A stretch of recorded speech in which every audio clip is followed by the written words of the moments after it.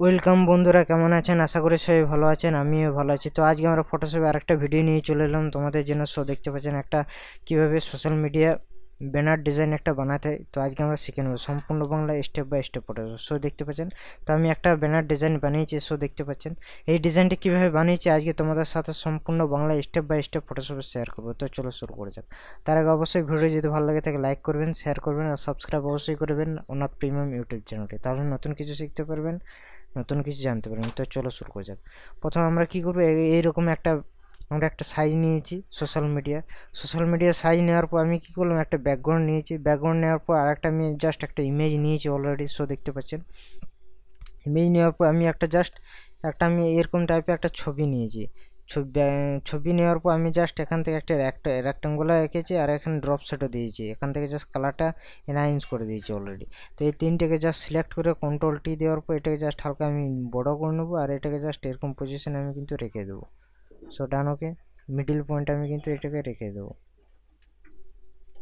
তো দেখতে পাচ্ছেন এরপর আমরা যেটা করেছি, এখান থেকে আমি টাইপিং করেছি লেখা, জাস্ট সিম্পল একটা ডিজাইন। জাস্ট এই তিনটে লেখাকে জাস্ট সিলেক্ট করবো আমি কন্ট্রোল টি দেওয়ার পর এখান থেকে জাস্ট এটা হালকা আমি এখান থেকে জাস্ট ছোটো করে দিলাম আর এরকম পজিশনে মিডিল পয়েন্ট এটাকেও আমি কিন্তু রেখে দিলাম। আর এখান থেকে জাস্ট আমি একটা লেখা, কিন্তু এখান থেকে লেখা আছে অলরেডি, এখান থেকে জাস্ট আমি এই যে লেখাটা আছে সেই লেখাটা আমি জাস্ট টেনে পথ আমি নিচের দিকে নামিয়ে দিই, জাস্ট মিডিল পয়েন্টে রেখে দিলাম। এরপর কী করবো, কন্ট্রোল শিফট অল টি করে দিলাম। এখান থেকে ইমেজের মধ্যে একটা কনভার্ট হয়ে গেছে একটা আমাদের। এখানে ফিল্টার অপশান যাবো, ক্যামেরা র ফিল্টার অপশানে আমরা চলে যাবো। এখান থেকে কী করবো, আমরা জাস্ট কালারটা এনহান্স করবো অলরেডি। দেখতে পাচ্ছেন এখান থেকে জাস্ট কালারটা এনহান্স করবো। তো দেখতে পাচ্ছেন সব হালকা করে এইগুলোকে আমি জাস্ট বাড়িয়ে দেবো অলরেডি।